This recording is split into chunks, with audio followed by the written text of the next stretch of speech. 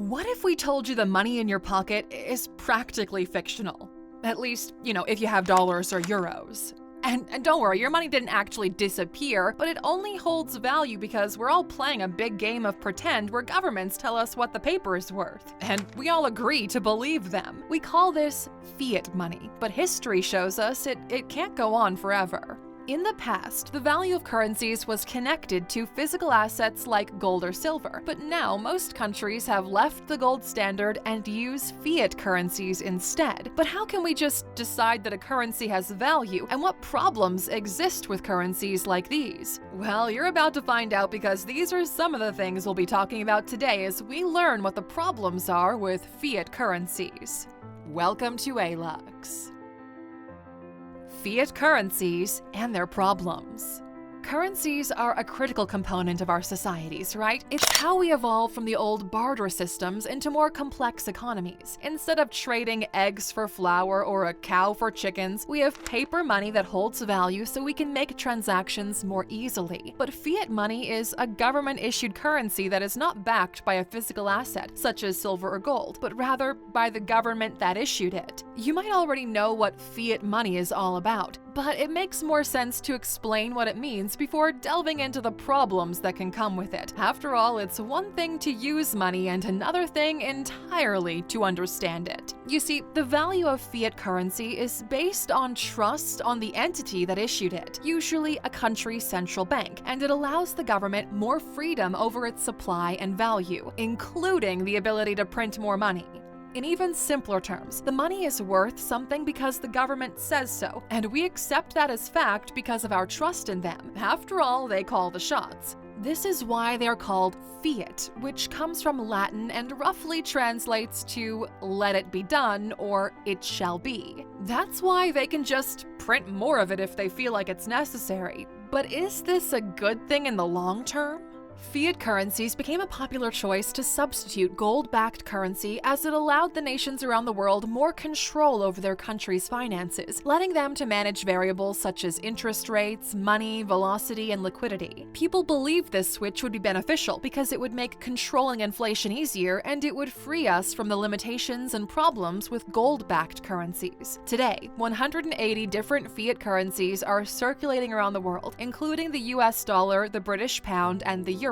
The US first started pushing fiat as an option in 1933 when the federal government stopped allowing people to exchange their paper money for gold as part of the Emergency Banking Act. This movement was intended to strengthen the financial system of the US, which had struggled a lot through the Great Depression. However, it continued to use the gold standard for international transactions with other governments until 1971. However, you'll find that while fiat currencies are used by most countries, they're far from a perfect solution. In fact, this change in monetary system brought with it its own problems. A major and ironic downside of fiat money is that it's prone to inflation because oftentimes when there's a problem, more money is printed to handle it. But that only leads to money losing value over time, and if a government mismanages and prints too much money, well, hyperinflation can occur. Moreover, since the price of fiat money is determined by government rules and fiscal policy, this can lead to price bubbles with rapid fluctuations. In some cases, this has led to currencies collapsing entirely. Fiat currencies have repeatedly risen in value throughout history before collapsing due to devaluation.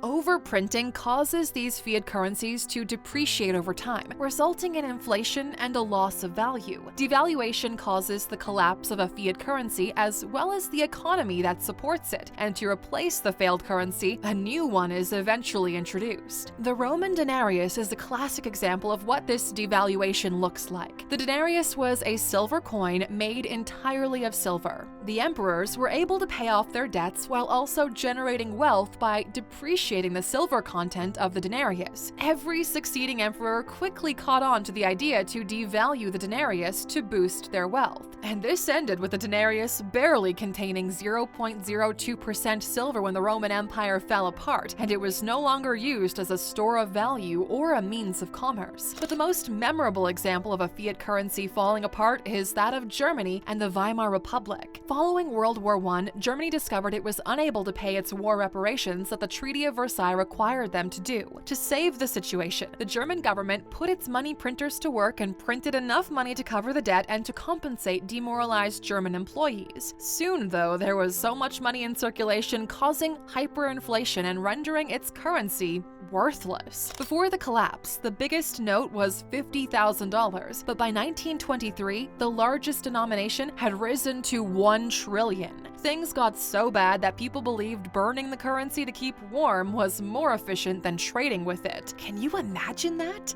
A more recent fiat failure was that of Zimbabwe. Zimbabwe continues to be among the worst affected countries in terms of fiat currency collapse. The government caused hyperinflation by printing a lot of money, and this caused inflation to peak at 624% in 2004, and then continued to rise at a whopping rate of 11,000% a year after that. It's pretty crazy. No wonder the Zimbabwe dollar depreciated to the point of being worthless. You probably have seen pictures before of their $100 trillion banknote. These pictures might sound amusing, but they come from harsh realities and dark premonitions. You see, there are multiple cases of fiat currencies that have failed, not just these two. The Austrian pengo in Hungary in 1946, the Argentine peso in 1992, and the Peruvian sol in 1991 are just other tragic examples. But if fiat currencies can lead to such catastrophic outcomes, then why did we move away from our previous system of gold-backed money?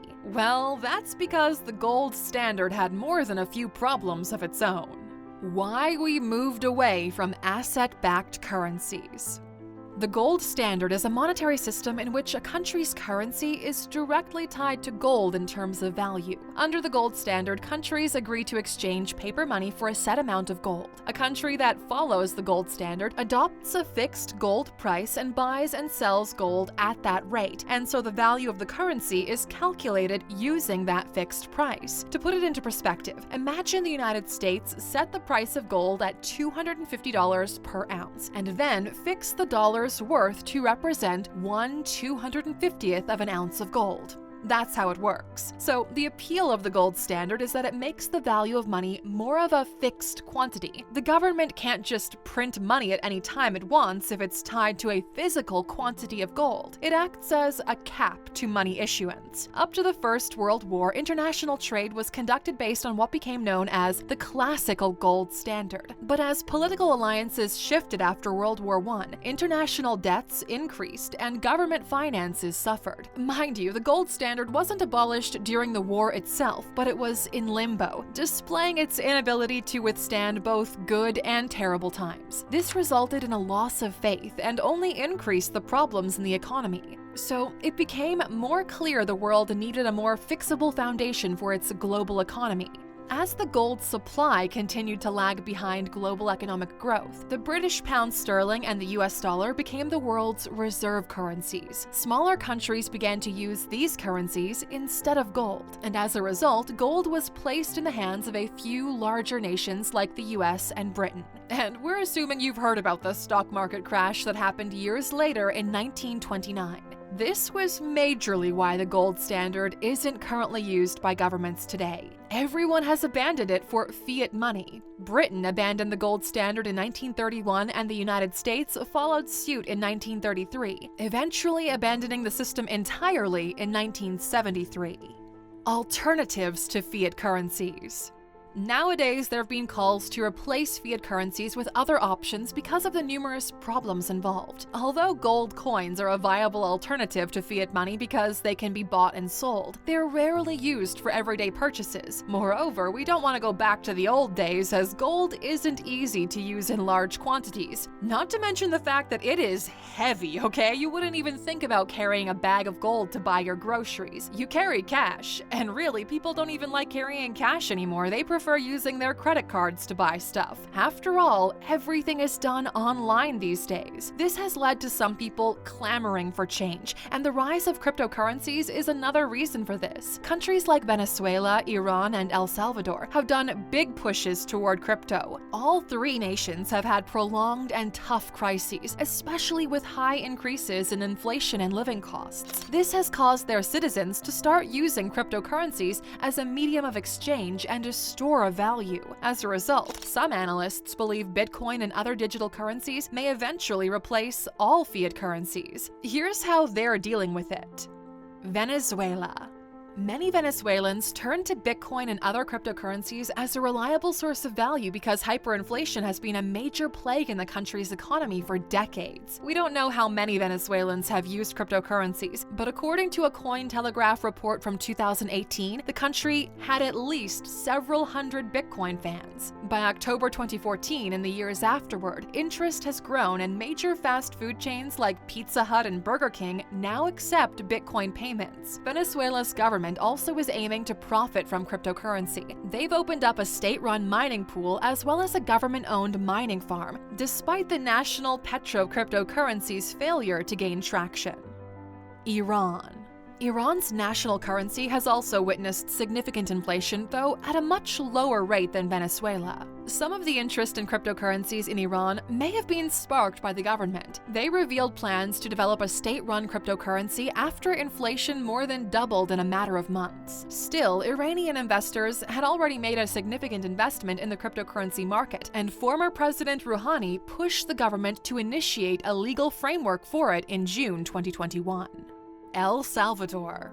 El Salvador has been one of the biggest proponents of crypto, and they proved it when they passed a bill that would make Bitcoin legal tender. They were the first country to recognize cryptocurrency with such a term. El Salvador, unlike most Latin American countries, doesn't have its own currency and relies on the United States dollar as a medium of trade. The country thought that making Bitcoin legal tender would enable them to achieve economic independence from the US, but the jury is still out on that one. Compared to fiat money, cryptocurrency is more volatile, but provides a higher level of information security. Although some experts believe that cryptocurrencies will eventually replace fiat currencies, fiat money is still used for most transactions around the world. And since fiat money allows governments more flexibility in managing a country's economy, we can expect it to continue as the primary means of exchange for years to come. And that's a wrap for us today, but of course, those waiting until the very end know the true Aluxers always get a bonus. So here it is. China was the first country to implement a fiat currency, and they did so more than 1,000 years ago, around 1000 AD. Now they're looking to be financial pioneers once again by being the first country to pilot a digital fiat currency, the e-yuan, back in April of 2020.